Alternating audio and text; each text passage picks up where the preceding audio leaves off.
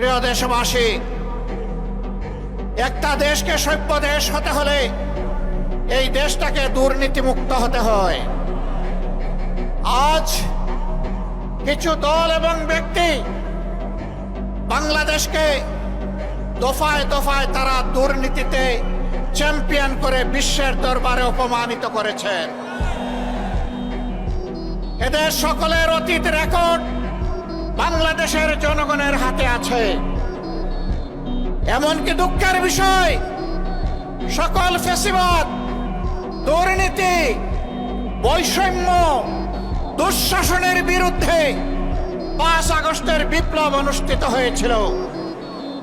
সেই বিপ্লবের পরের দিন থেকে একটা গোষ্ঠী নিজেদের কপাল কিসমত গড়ার জন্য বাংলাদেশের জনগণের উপর ঝাঁপিয়ে পড়েছে। আজ চাঁদাবাজদের দৌরাত্ম্যে সমাজ জীবন অতিষ্ঠ ততষ্ঠ, ত্রাহি ত্রাহি অবস্থা। বিনিয়োগকারী, শিল্পপতি, ব্যবসায়ী, ক্ষুদ্র ব্যবসায়ী কেউ শান্তিতে নাই।